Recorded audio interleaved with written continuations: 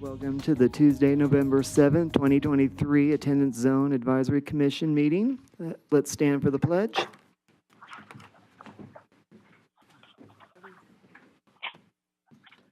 pledge allegiance to the flag of the United States of America and to the republic for which it stands, one nation, under God, indivisible, with liberty and justice for all.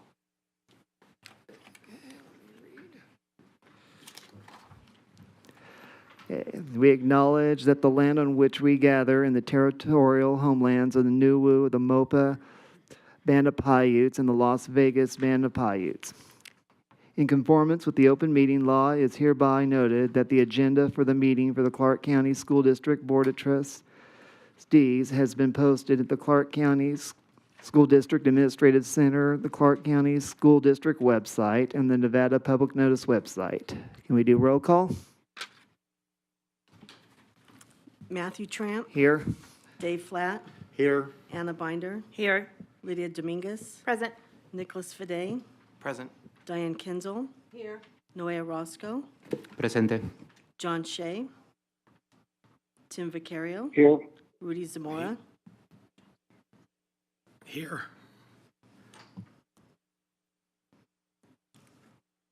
Did Rudy answer?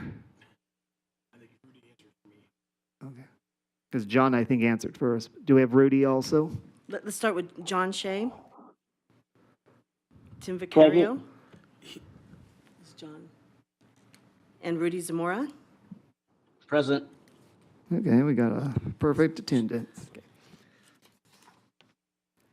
The Attendance Zone Advisory Commission may take items on the agenda out of order, may combine two or more agenda items for consideration, and may remove an item from the agenda or delay discussion relating to items on the agenda any time. The meeting agenda and any reference materials are available for viewing electronically under the Meetings tab. In addition, members of the public may request a copy of the agenda and reference materials for the meeting by contacting the office of the Board of Trustees. A copy of the agenda and reference materials may also be available at the public meeting.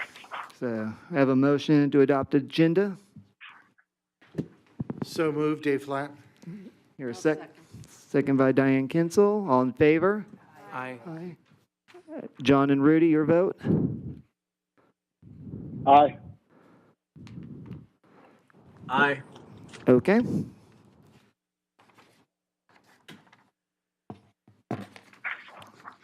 Okay. Alternatively, speakers may sign up in person immediately prior to the beginning of the meeting. To minimize distractions, no additional speakers may sign up once the commission chair has introduced an agenda item. Customarily, speakers may be called in the order of which they signed up. Members of the public are permitted to provide public comments on any agenda item requiring commission action after staff presentations and discussion by the commission, but before the commission votes on the item. Speakers may be given 3 minutes to address the commission and shall remain on topic. A public comment period will be offered immediately prior to the adjournment of the meeting for members of the public who wish to speak on matters that are within jurisdiction of the commission not listed as an action item on the agenda. Each individual wishing to speak during this period will be given 3 minutes per commission. And there is a sign-up sheet in front of the podium for anyone who wishes to speak. So we'll go to 2.01, approval of the minutes for the previous meeting. Hear a motion? I move to approve the minutes. Okay. First, Soko. And do I hear a second? Second by Anna Binder. All in favor? Aye. And a John and Rudy's vote? Aye. Aye. Thank you. Aye. Thank you.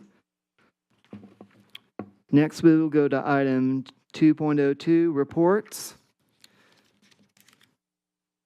We'll go to staff for Tracy Murphy. Mr. Chair, members of the commission, good morning. I have a follow-up report to one of the requests by AZAC Commissioner Orozco, who requested various languages on the website, and I'm pleased to say that there's Google Translate that's been added to both the AZAC website and the DZG website. And so that will assist in various languages to translate the website and documents on the website. And then the AZAC hotline is also in English and Spanish, and the agendas are posted on the AZAC website in both English and Spanish.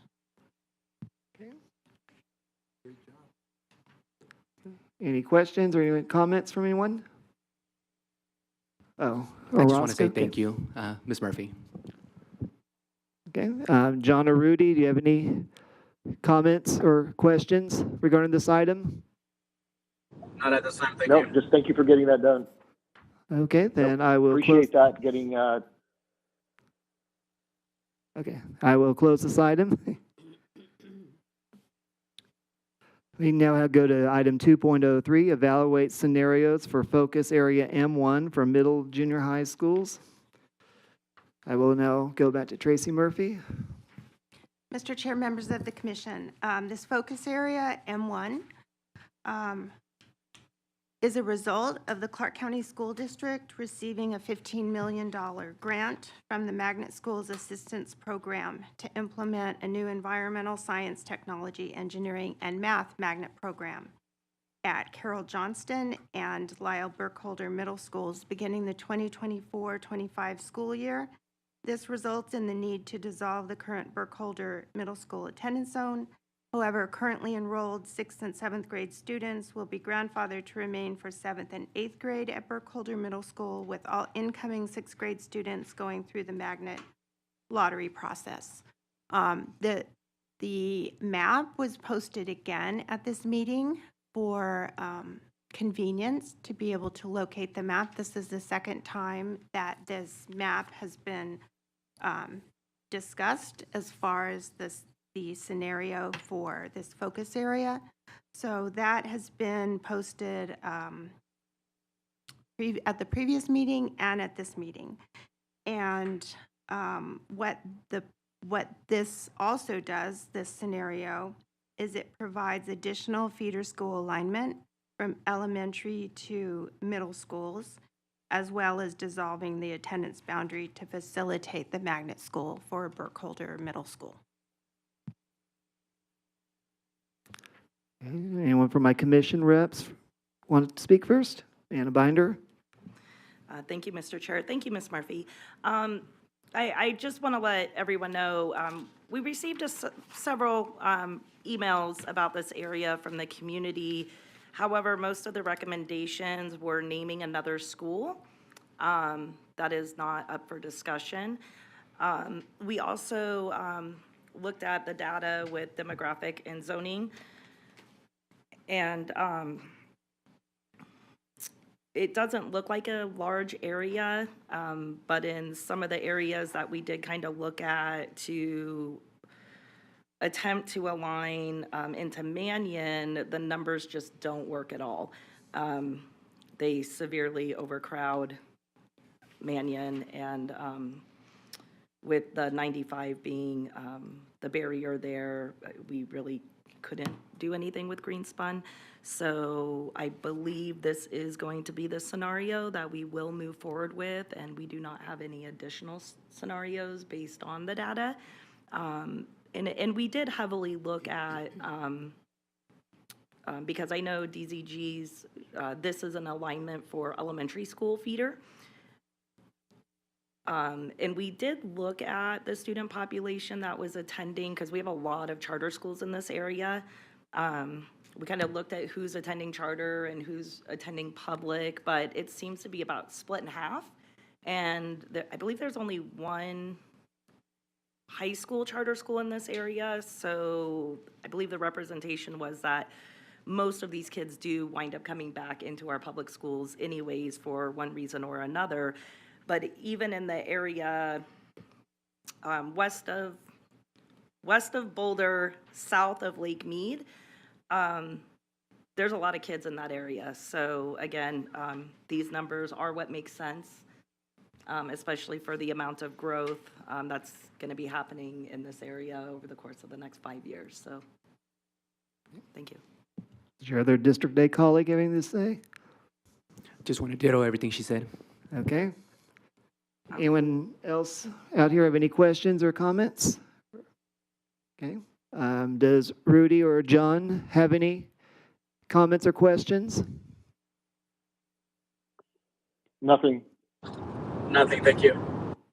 Okay. So I think at this time, I'd like to make a motion to bring focus area M1, scenario 1, revision 1 forward To proposal. to proposal. So we got a motion. Do we hear a second? Second by Orozco. Okay, we'll go to a vote. All in favor? John and Rudy, your votes? Aye. Aye. Okay, this motion passes.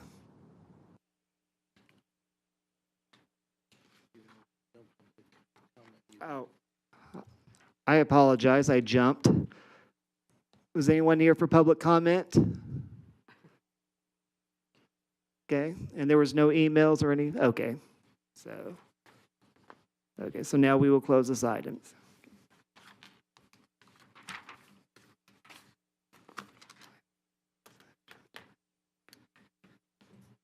So now we go to item 2.04, evaluation for scenarios for focus area M2.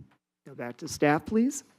Mr. Chair, members of the commission, M2 is also to dissolve the attendance zone for Carol M. Johnston Middle School as a result of the school district receiving the $15 million grant from the Magnet Schools Assistance Program to implement new environmental science, technology, engineering, and math program at Johnston Middle School.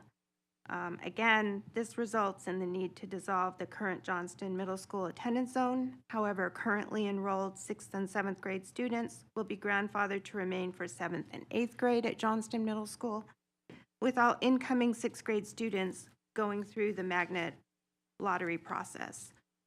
This also has improved feeder school alignment from elementary to middle school. For many of the schools, it's not complete feeder school alignment, but it does improve alignment. And that's all I have. I'd be happy to answer any questions. Now go to the District B reps. Who wants to speak first? Okay, Lydia? Thank you. I did have a question for transportation. I wanted to see how many kids would be affected by this change. You go to transportation, please.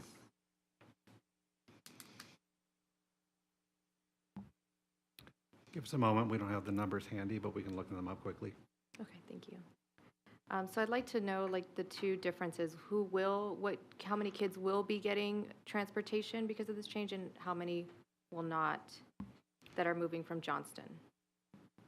You go ahead, transportation. Thank you. That data. we State your will- name, please. Sorry, I'm Michael Demers, Transportation. Thank you. Chair and committee. That information we probably won't have available quite yet because we have not actually drawn up the routes or applied the eligibility layer for that, since this is still pre-proposal. Okay. And so you can't give me any numbers today? Not if you're looking for actual eligibility from the Johnston students that are going to be rezoned. That information we will need to get to you at a later meeting. Okay. That's all I have. Nicholas? Okay. Yes, also for transportation. Just to confirm, though, those that would be grandfathered for this change, if they currently have busing, they will continue to receive that busing for the duration of their grandfather, correct? Transportation? Okay, Michael Demers, Transportation. Yes, that is correct. For the students that will be attending Johnston for 7th and 8th grade, they will still receive transportation at their currently assigned stops. Okay, fantastic. Thank you. Lydia? Okay. I moved to bring, You're jumping ahead. my apologies. Go Yeah, I ahead. want to let the rest of the staff speak, commission speak first, okay. Yeah, so anyone else have any questions? David? Dave Flatt for the record. Are we taking away portables or adding portables to any of these schools to make this change? Anyone from staff can speak for that?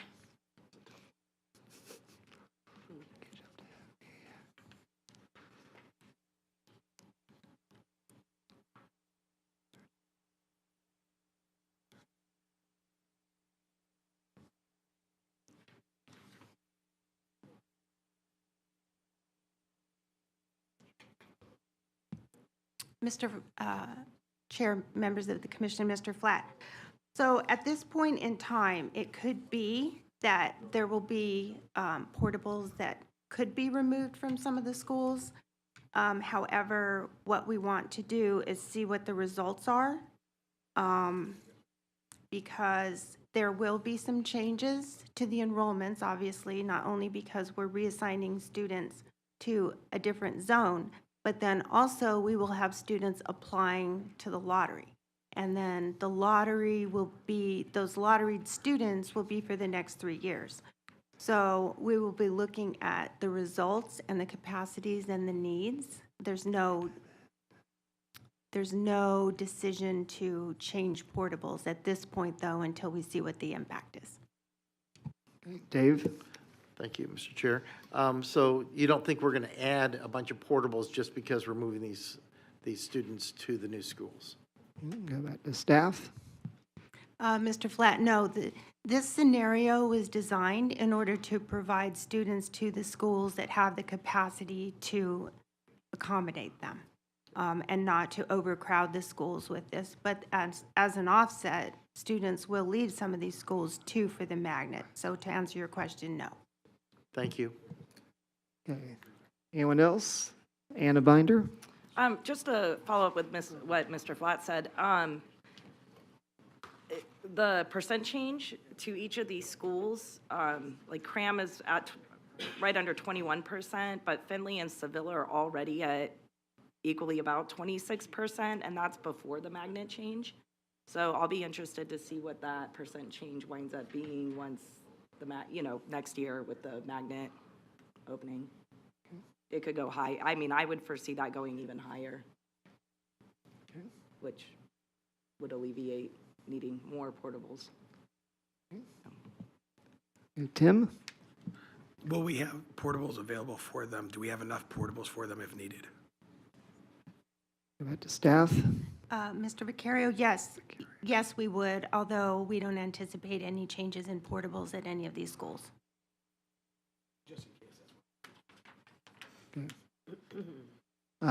Does John or Rudy have any questions or comments? Not at this time. Not at this time, thank you. Okay. I will go to public comment. Don't have anyone, so if staff's ready to move to the next level, I will entertain a motion. Perfect. I so move to move focus area M2 scenario 1 to proposal. I'll second. Second by Nicholas Bidet. All in favor? Aye. John and Rudy, your votes? Aye. Aye. Got both, so motion passes.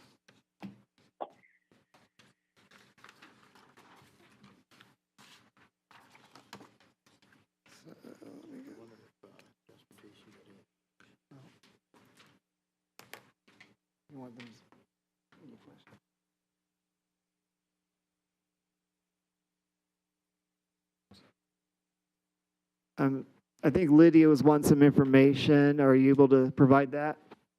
The transportation mentioned that they would provide it after proposal once they had the numbers. Is that correct? Do you have it yet, or do you still need more time? That is correct. We can provide a point of clarification, though, that with the current proposal, it was going to be grandfathering for Johnston next year's Johnston 7th and 8th graders who will not have their transportation status changed. The incoming 5th grade students currently do not have transportation to middle school, so they will be evaluated based on the new boundaries. So to them, it's not going to be a change. Thank you. Okay. All right, now we will move on. See, item 2.05, evaluate scenarios for focus area H1 high schools. Staff? Mr. Chair, members of the commission, this focus area, scenario 1, evaluates reassigning students from basic high school residing in the area north of Russell Road and west of the precinct boundary. They must travel southeast approximately 7 miles to basic high school. Chaparral High School is approximately less than 2 miles from many of these neighborhoods, potentially providing a safer route to school for this area. Additionally, this evaluation takes into account that Basic High School is currently at 120.34% of program capacity, and Chaparral High School is at 92.29% of program capacity. Reassigning this area to Chaparral High School would provide some enrollment relief to Basic High School. The future development that we're looking at for Basic High School, as far as active development, is 6,657 active residential dwelling units, which is anticipated to bring 845 high school students to Basic High School. Additionally, Chaparral has 1,440 active residential development units, which would bring 186 high school students to Chaparral High School. This in turn, I'll add that there's under the Capital Improvement Program, Revision 5, there is a Choice High School planned for relief to Basic High School in the future in this area, knowing that there is so much growth coming to Basic High School. And staff recommends this with grandfathering for these students and any proposal that would go forward. So my commission reps for this focus area, Diane Kinsel.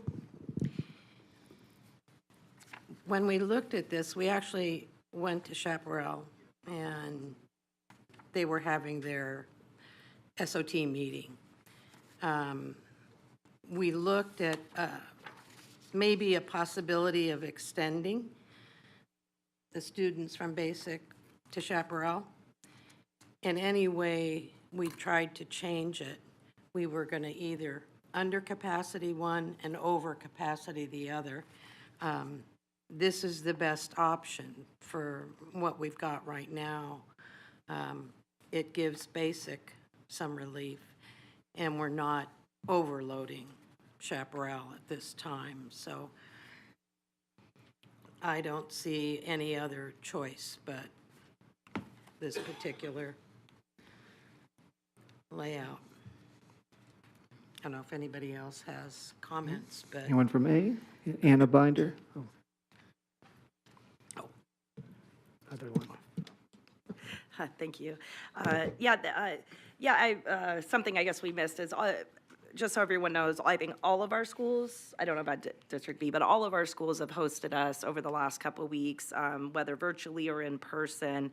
And we did attend the Chaparral SOT meeting, and then we did another community meeting at Basic High School.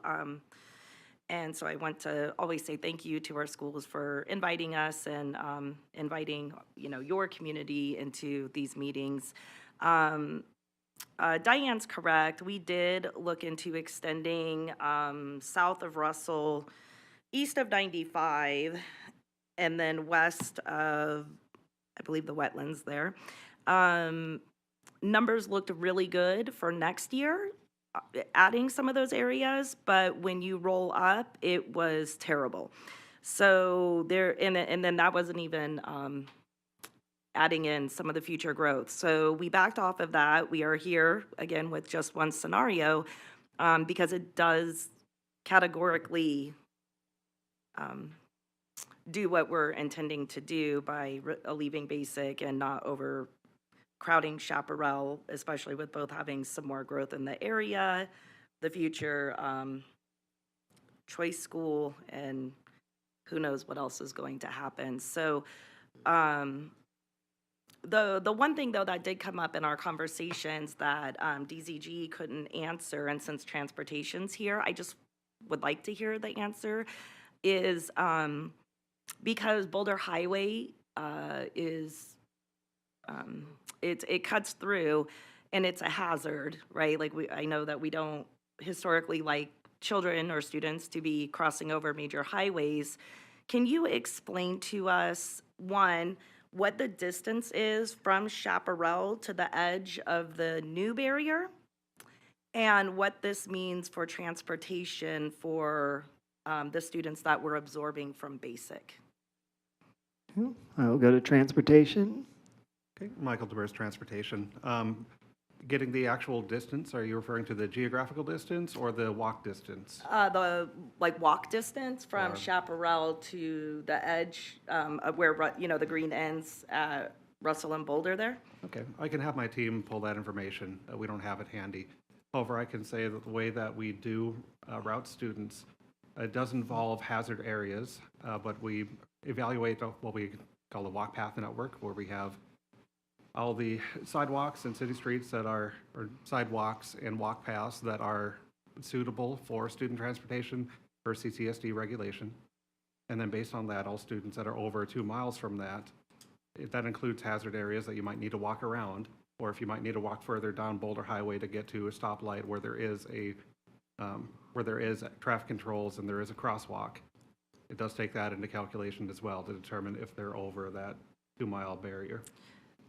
Okay, even if they're within the 2-mile barrier and they're east of Boulder Highway, in the current zone, do you know approximately how many we are transporting because of Boulder Highway being a hazard, or?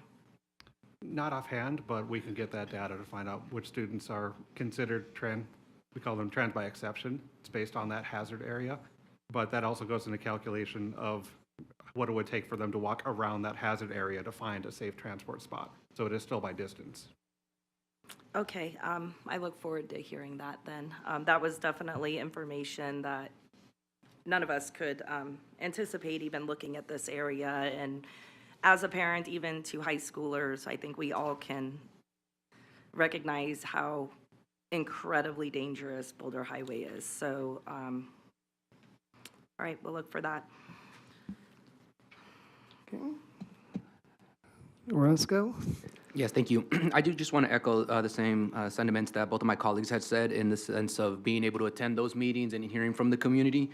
The only thing that I have, it's more of a comment, and I don't know if it would be something that we would be able to address. I know Ms. Murphy already touched a little bit on it, which is just with that language access. I think the families being able to have now access to it online would be very helpful. But when I was able to engage with some of the families at Basic, I know this was before the website had gone live. There were some questions that just, they were Spanish speaking and they were having a hard time catching along with everything that was being discussed during that meeting. So I don't know if that's something that if we get invited to future meetings, this is, district-wide, how we could potentially try to incorporate whether it would be either us, the school themselves, having someone there that would potentially be able to assist with the translation services. So like I said, it's not maybe a question for us right here. It was just something that I had noticed when we were invited to that meeting. Annabelle? Yeah, I mean, I do know we have our own translation services department. So I think when this came up, not last cycle, but the cycle before, we had incredible help from a community organization that had already planned on walking a particular area, and they were all very fluent in Spanish. So I didn't hesitate to request additional translation services, but I do think you're correct. I mean, our Latino population or Spanish-speaking population is about half of our students. So that would be nice if we had the option when we're going out and meeting the public that we had some type of assistance. Yeah, because the only thing that once I was able to engage with them and let them know essentially what resolve the questions that they had, they were definitely much more understanding, and so that was just one of the things that I had observed. That's all. Thank you. I know we've never experienced it, but do we, at our public input meetings, have we always had somebody there for translation in case? We've never had anybody, a parent that's requested it, but have we had people at meetings designated to be there, or? Tracy Murphy? Mr. Chair, members of the commission, so with the public input meeting, those are posted. And so specifically on our agenda, it does say that members of the public requiring special assistance can contact us 24 hours in advance. And then we will make every effort to reasonably accommodate the same-day request. And this is the language that's provided by the board office as well, as far as how they handle requests. But the public input flyers, those are both in English and Spanish. And So that information is provided at those meetings as well, as far as in English and Spanish. Okay. Anyone else on the committee have any questions or? Okay. John or Rudy, do either one of you have any comments or questions?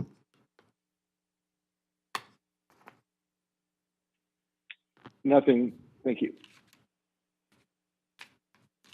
Okay.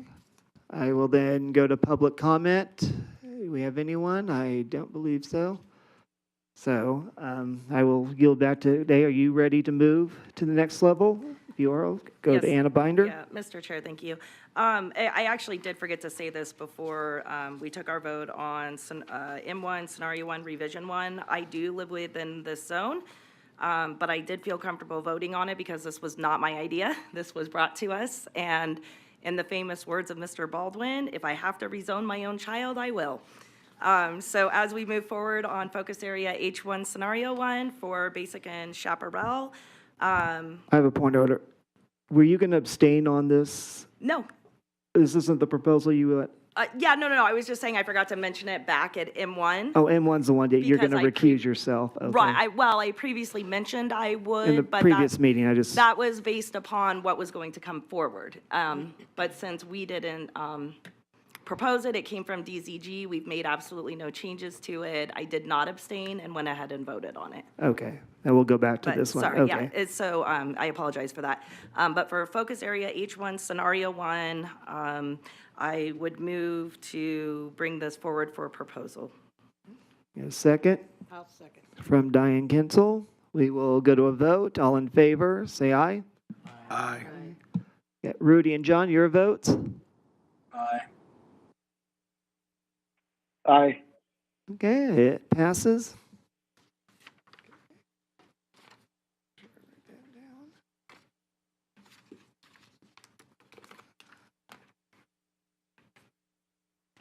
So now we will go to focus area 2.06, evaluate scenarios for focus area C1 for junior high and high schools. Go back to staff. Mr. Chair, members of the commission, this focus area, this concern was brought forward by the community. And this focus area reviews students residing in the Searchlight community that are assigned and transported to Garrett Junior High School and Boulder City High School. This area, as described, is being considered for rezoning to Laughlin Junior High School.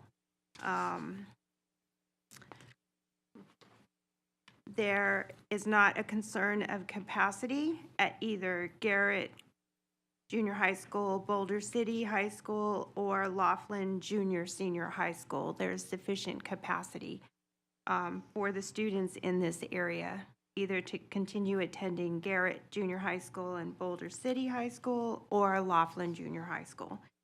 And because of the distance involved from Searchlight to either Boulder City or Searchlight to Laughlin, staff is concerned a little bit about transportation and is concerned with grandfathering that students would be required to be transported in both directions. And staff is recommending not having grandfathering for that reason, but would like to defer to transportation on that transportation issue. Let the District A rep speak first. Anna Binder. Thank you, Mr. Chair. Thank you, Ms. Murphy, for that. I know, we don't typically discuss the grandfathering until we come back from our public input meetings. I would concur with the sentiment because the entire reason we're doing this is to alleviate that that bridge. And again, both of these schools hosted us in the last few weeks to discuss this, and I don't believe there was any pushback from not grandfathering.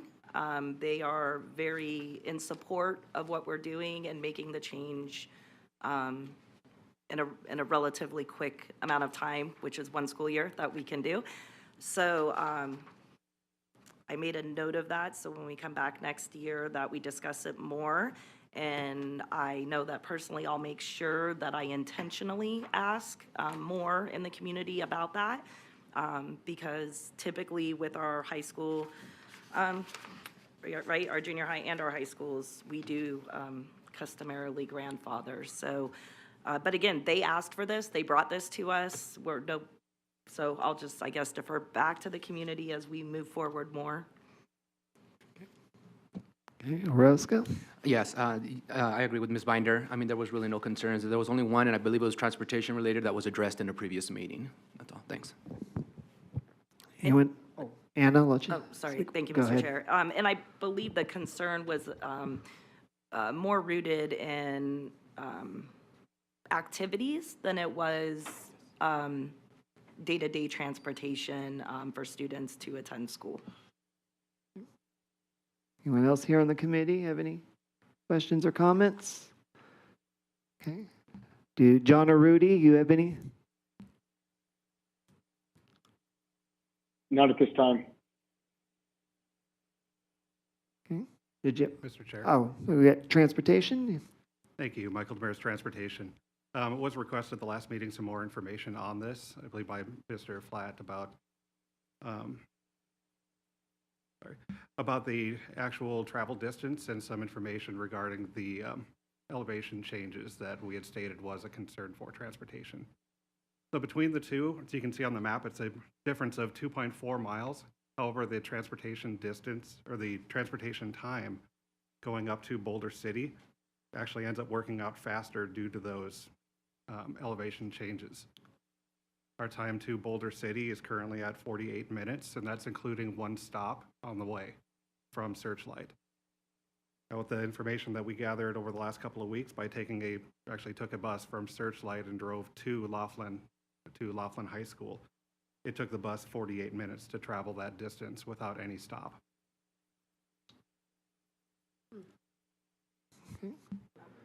Okay, Anna? Thank you, Mr. Chair. To transportation, Mr. Demers. Is that just because of the steep inclines and whatnot, and the bus's ability to, I mean, I know we all drive on these highways. We know trucks and larger vehicles have to slow down. They don't speed up as fast. It's amazing that they're each the same amount of time. But, I mean, yeah, it doesn't matter. I think it's just a bus's ability to navigate the inclines. Yes, that's my understanding of it. Keep in mind, this was also with an unloaded bus that would be exacerbated by adding, we're talking about approximately 20 students, which is between 2 and 3 tons of carry weight. And we would be also adding other stops in Searchlight rather than just having one stop in Searchlight, which would also add to the transportation time. Now, in reviewing the topographical map information, and you might have noticed just from driving out to Searchlight, that it is a larger elevation difference, and that happens a lot more suddenly than it does to Boulder City. They have 6% and 7% graded passes going that direction and coming back. That will kind of exacerbate that travel time as well as wear and tear on the bus. But if the concern from the community is over travel time, transportation is seeing this as being a larger travel time going to Laughlin versus going to Boulder City.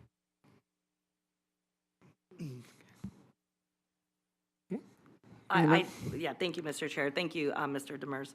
I don't believe that was data that we had when we met with those schools. So I guess just once again, I would default back to the community and their thoughts about it.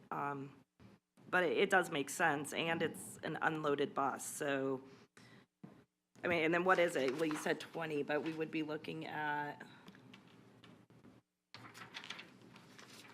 well, that's, and I'm sorry, for point of clarification, the transportation being provided is both middle and high school on the same buses? Yes, that is correct. And also something I'd like to bring up as a point so that when you're discussing this with the community, you can be armed with the knowledge is that a school bus cannot travel the speed limit on there when it's loaded with children. Nevada revised statutes limits a bus to be able to transport only up to 55 miles per hour when it is moving students.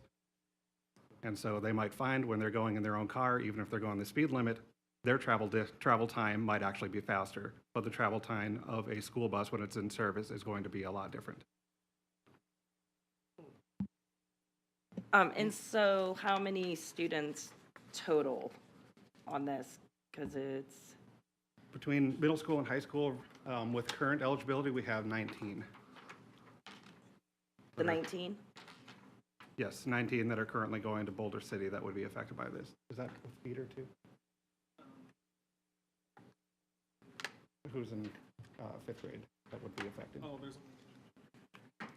Okay, thank you. And then 2 fifth graders currently that would be impacted for next year. For next year, okay. But that would be one bus, correct? Correct. Okay, thank you. Lydia? Got just a question on safety. Are there any safety concerns with inclement weather or, flooding or all the things that happen? You got transportation? Yes, Michael Demers, Transportation. Yes, with that elevation does come a little bit of safety concerns because it is going up over, I believe, over 4,000 feet elevation, which we know by living in Las Vegas and looking up at the mountains, that's kind of where we start to see snow. And so, and there is a brake check and a chain station on the way out to Laughlin that the school bus would likely have to utilize. We'd have to outfit the bus with chains when we normally don't do that, and snow tires as well, because that is a very real possibility that they come across that weather on their travel to school.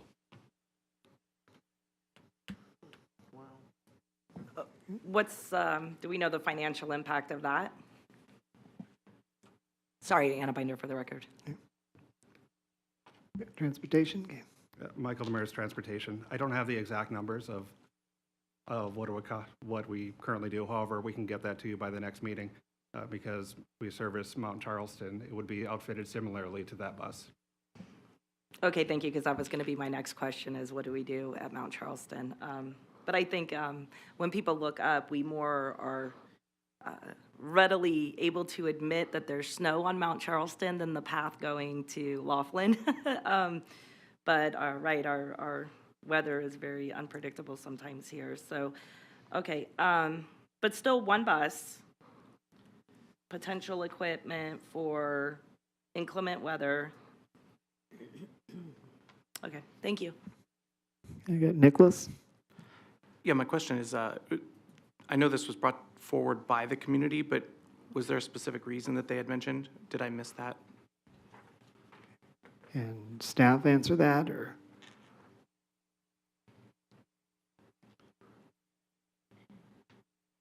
Did you hear the question? Can you repeat the question to staff? Yeah. Yeah. So I know this was brought forward by the community, but what was their initial reason for this request? Okay, staff? Mr. Fade, it was relayed to me through third parties that the community felt that they felt more aligned with Laughlin than perhaps Boulder City. So it wasn't communicated that they thought it might be quicker to get to Laughlin then? Staff? Okay. I don't have any details on that. Okay, thank you. Anna? Okay. Or go to Dave first? Okay. Okay, thank you, Mr. Anna, Chair. then I'll go to Dave. Okay, and thank you, Ms. Murphy. From my understanding, from my trustee, it is in alignment with what Ms. Murphy said. They feel their community is more in line with Laughlin than Boulder City. So in the Zoom meeting that we had, we did have a lot of transportation questions, which transportation asked on the spot, but I don't think anyone from either school brought forward any concerns about transportation. It was more alignment for the community. Dave? Dave Flatt for the record. This is for transportation again. Do we have a financial cost to what this is going to cost the school district just to make this change? Got transportation? Michael Demers, Transportation.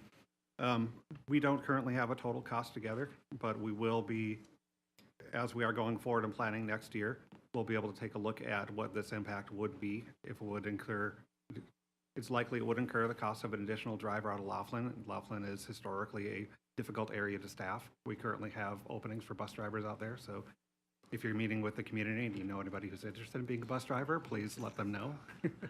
We have a current opening that we've had all year that we are trying to staff. This would likely create another opening that would be difficult for us to staff, but that would incur the cost of another position, and then the specially equipped vehicle as well. I'd like to know the difference of what we're paying now for this, and then switching it, what the impact of dollars to you is going to be. That's what I'm looking for. So if you can have that for me, I appreciate it. Give us transportation. Yep. Yes, sir. We'll work to get that for you by the next meeting. Thank you. Tim Vicar, did you have a question? The follow-up was what I was going to ask for. Okay. Anna? Okay. I'm not sure if this is for staff or transportation, but when you, if you're gonna give us like what we're currently spending, you know, versus the difference here, we are already busing these kids to Boulder City. The difference is the incline south over the pass to Laughlin, correct? Transportation? Per our current policies and procedures, we can't move a driver that's driving up there down to Laughlin. That would incur a hardship on the driver. So we can't just provide more over here and say you need to drive out of here now. We can't rehome them like that. Otherwise, we'll be subject to a hardship grievance from the union. So it would likely incur the cost of an additional driver. Okay, thank you. That wasn't my question, but that answers another one. My question was, we are currently busing from Searchlight to Boulder City. Yes, that is correct. So the added cost would be potentially the second driver and the equipping of the bus. Yes. Okay. Okay, Tim? The driver that's now driving from Boulder, what happens to that position? Okay, transportation? From year to year, we do have a lot of changes in the routes, so that's something that could be, if that driver could be utilized to cover something else in that area, we'll likely utilize that driver elsewhere. But that driver will not lose his job, correct? Correct. Okay. Rudy or John, did you have any questions or comments? Nothing. Okay. Let's see. Did I go to public comment on this? No, I didn't. Okay. Anyone for public comment? Okay, if not that, is the committee ready to move on to the proposal? Thank you, Mr. Okay, Chair. Yes, goodbye. we are. I'm Hold on a second. Do we have to vote on two different proposals since one's I middle was and going to one? break them into. Okay, you can ask. Yeah, okay, thank you. So first motion I would like to make is to bring focus area C1, scenario 1, revision 1 to proposal. That is for the Garrett Middle School and, right, Laughlin High School, junior high school. A second. Okay. All in favor? Oh, Roscoe, okay. Okay, so there's a motion. We're ready for a vote. All in favor? Aye. John and Rudy, your votes? Aye. I think I missed one. So any opposed? Aye. Okay, we got 2 votes for no, right? Both Nicholas Viday and Lydia, so I believe motion passes. Mr. Chair? Yeah. We just need clarification of who answered. Was that John or Rudy who casted their vote? John, aye. John, are you still on, Rudy? So Rudy did not vote. Okay, then the next Okay. And then- motion. Yes, thank you, Mr. Chair. So then we're now going to move focus area C1, scenario 1, revision 1 for Boulder City High School and Laughlin High School to proposal. Second from Roscoe. I will have a vote. All in favor? Aye. All opposed?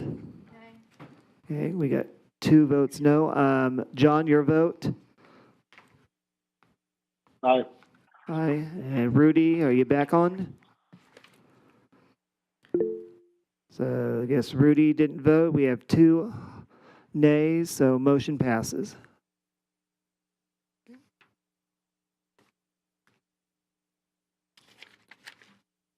Okay, so I guess our next item is calendar date and times. Since we've gone through phase 1, our next meeting will be the public input meeting. So I will have staff discuss that. Mr. Chair, a couple of things. The public input meetings are scheduled for Monday, January 8th for Focus Area M2, and this is scheduled for Mojave High School at 6 o'clock p.m. We do need to confirm this with Mojave, but we're planning on this being at Mojave High School.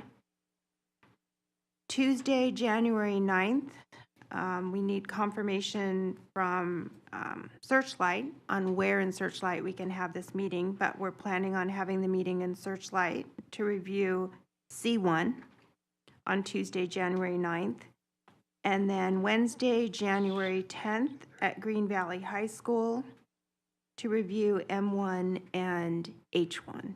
So over winter break, we will be working on the public input flyers and have those prepared and ready to be sent out when winter break ends and classes reconvene on Tuesday, January 2nd.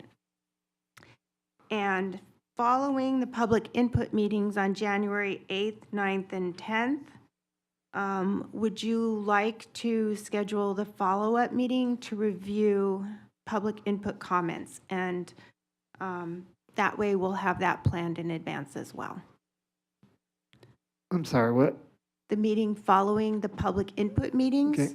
for AZAC to reconvene and consider the comments from public input. Because after the public input meetings, then there will need to be an AZAC meeting scheduled to discuss and review public input meeting comments. Like I said, this is different than what we normally the follow-up meetings, we vote on recommendations. So we're going to have, you want 2 separate meetings, one for public comment, one for the recommendation?